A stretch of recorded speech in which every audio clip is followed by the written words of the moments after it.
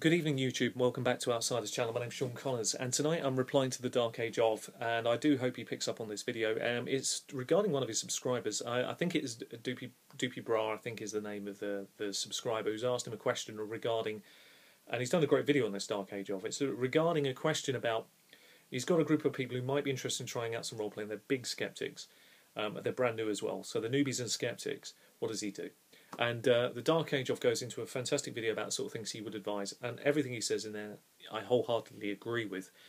And I'll just quickly recap it, because if you haven't seen the video I will put a link on at the bottom of this video. But effectively he's saying, you know, choose a simple system, find out what they like, and basically you know, have fun with it. And everything he says in that is absolutely right. Now I just want to add a few bits on. I mean, I'd also suggest that, you know, little ways to find out what they like is, you know, just remember that, you know, the easiest way is, what books have you read, what films have you seen, what programs do you like.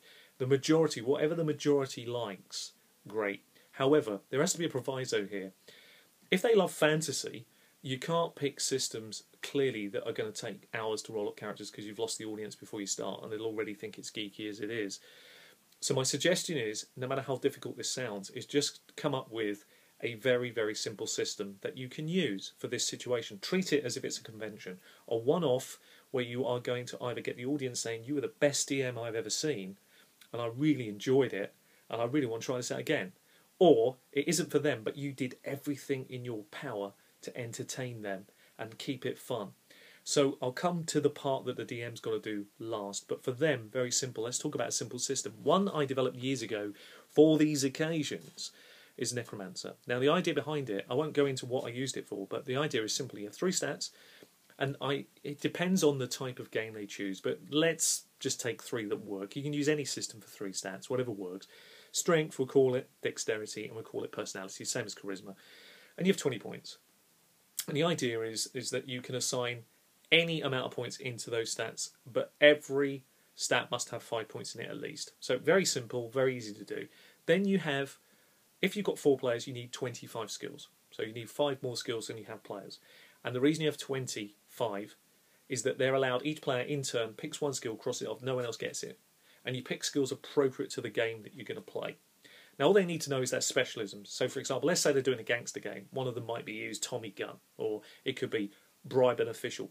You know, it's fun.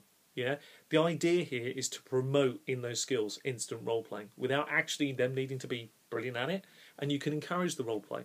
So when they come to things like, yeah, I wanna, and they try and get them into character, because that's important. You know, you're selling it, so you've got, whatever happens, even if they want to stay in their voice, brilliant. You've got to sell it through your voice. It's you gotta. I'd put the cotton wool buds in. I'd go for it. You know, I'd just stick them in. What do you want to know, boy? Hey, what are you talking about? And let them sell it to you, yeah? And try and encourage them to talk back, you know. So, you want to what? How much are you going to give me, lad? You know, you just sell it, yeah? Absolutely sell it. But they can use the skill, bribe official, guaranteed to work. You know, so whatever the skills are, it works. But you try to promote the role-playing with it. Okay, good, you want to bribe the... Tell me, how do you do that? What do you say? Let's act about. Let's see how that works. What? You knock on the door, and this particular gentleman answers it. Comes out. Lad, what are you going to do, boy? What? Why are you here? And then let them act it out. And then whatever happens, it succeeds. And so you've encouraged them. Yeah, bribe the official. Brilliant. Right, cross that off now, you've used it. And keep it really like that. And you'll encourage throughout the night a lot of fun. Then whatever the genre you go with here, and hopefully that gives you a good example of a very quick, easy, surefire system. And also, if you're wondering what dice you use, it's actually, a lot of it you don't. You just need the stats. Occasionally you might come up against something that requires a roll. So if you said, right, okay, he's going to try and climb in over the wall. Okay, it's dexterity based. All right, what's his score? 10, roll a d20. If you score over 10, yeah, if you score under 10 in this case, success. Brilliant. No, you only just failed. So you managed to get up this far. Suddenly you start to struggle to hold the grip. Have you got any skill appropriate, or what do you do?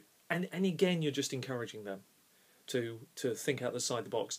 Be very, very lenient for their first occasion, but not so much that you don't force them to think as any role player would.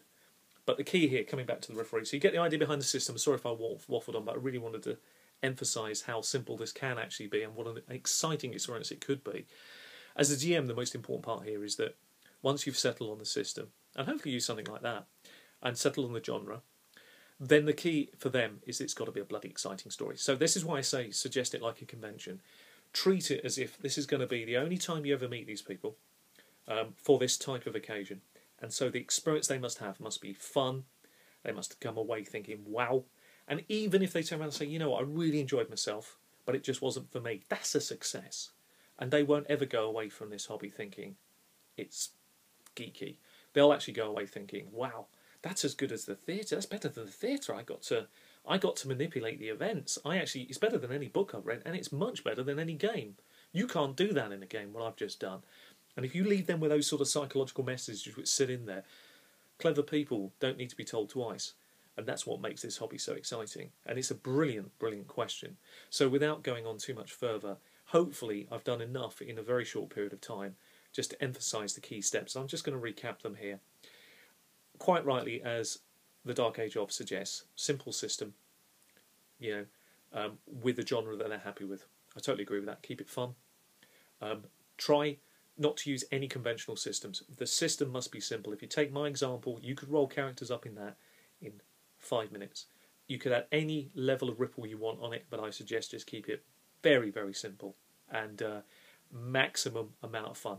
Treat it as a convention. Come up with stories that are just appropriate for that convention. And just thinking outside of the box at the end here, if we took the gangster theme as an example, what you could do is have a little piece at the very beginning where you talk to them all privately and you say, like the mob boss goes to them. As a great example of how to make it fun.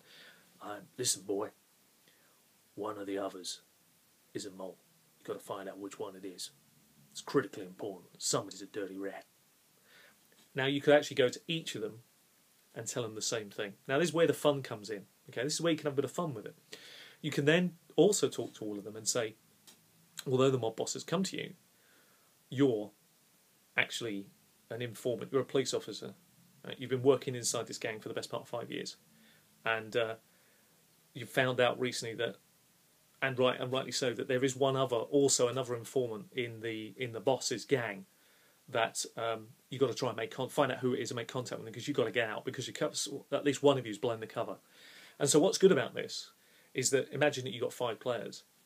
You can actually go around to all of them except one and tell them that they're all cop informants. So only one of them actually works for the boss.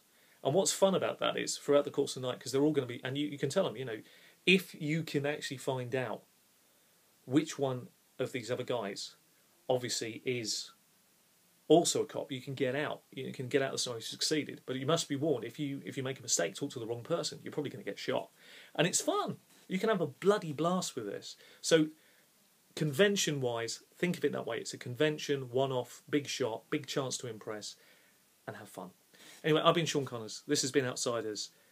A brilliant question. Hope it's of some use to some of you. All the best. Take care of yourselves, and happy gaming. See you soon. Bye-bye.